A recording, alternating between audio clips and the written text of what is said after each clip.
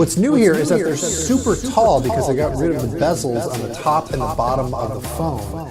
And now the sides are still curved like they are on like the Galaxy S7 Edge. That's just the default way that these phones come now. Samsung's now calling it an infinity display, and I don't know, the curve is fine. I'm not picking up a lot of extra little taps. It looks really sharp, and it's got, you know, HDR color if you care about that sort of thing. What's interesting is they both have the same resolution, which is 2960 by 1440. But you know, Samsung makes great screens and these look great. Really, the thing that hits you hardest when you look at the hardware on this phone is that the whole thing just looks and feels really great. The seams are even harder to find than they are on the S7 Edge. The glass just sort of melts into the sides, and they don't have a camera bump on the back. This, honestly, it feels like some of the best phone hardware I've ever used. It's way better than, say, the iPhone 7. So getting rid of those bezels on the top and the bottom means they had to make some changes. So you'll notice there's no home button here on the front. It's not on the back either. What there is like a virtual home button. Samsung has added some haptic feedback. It's kind of like Force Touch on the iPhone, but it's only right here at the very bottom. And so even if you don't see a software home button, you can still press hard on that area of the screen, and that is going to take you home. If you want to unlock the phone, you actually have 3 different ways you can do it now. Well, 4. You can do your password or your pattern as usual, but there's a fingerprint sensor on the back. It is located right next to the camera, which is a little bit hard to reach and not great if you're left-handed.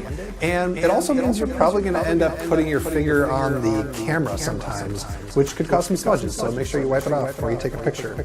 There's also iris scanning, which we saw on the Note 7 RIP, which is very secure. And then there's now face scanning. I don't think it's quite as secure as the iris scanning or the fingerprint sensor, but my God, is it fast? Like, look at how fast this thing unlocks. You blink and you miss it. You don't have to wait for it to scan your face at all. It just works. They're a little bit narrower than the Galaxy S7 and the S7 Edge, and they're just a little bit thicker, but not so much that you really notice it.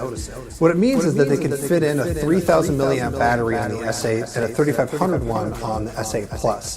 That's not exactly pushing the limit in terms of battery capacity, but I have to imagine that Samsung isn't really interested in pushing the limit in battery capacity right now after what happened with the Note 7. They also do all the stuff that you normally expect from a Samsung phone. It's got IP68 waterproofing, there's 4 gigs of RAM, there's 64 gigs of onboard storage, and yes, there's expandable storage here, and yes, there is a standard 3.5mm headphone jack. One thing that Samsung didn't change is the camera. On the back, it's still a 12 megapixel sensor, although Samsung says it has improved the image processing software. We really like these cameras on the S7. I imagine they're going to be just as good, probably a little better here on the S8. One thing that is new is the front-facing camera. It's now 8 megapixels, and it has autofocus, which is pretty cool. When you're in the camera, you're going to start to see one of the big things that's new in the S8. It's called Bixby, and it's Samsung's intelligent agent. So let me just show you how it works in the camera to start. When you've got the camera app open, you can hit this button, and then it'll go into Bixby mode, and it's going to auto-detect whatever it sees on the screen. So if I pointed at some flowers, it's going to recognize that they're flowers and show me pictures of more flowers, or maybe let me go buy some flowers. Or here, I'm pointing it at a watch, and although it wasn't able to figure out exactly what model of watch it was, it actually figured out it was a watch and showed me a bunch of pictures of other watches, or let me go to Amazon to buy a watch that looks like it, which is really impressive. But beyond like AR stuff in the camera, what Bixby is really for is to sort of make it easier to use Samsung's own software.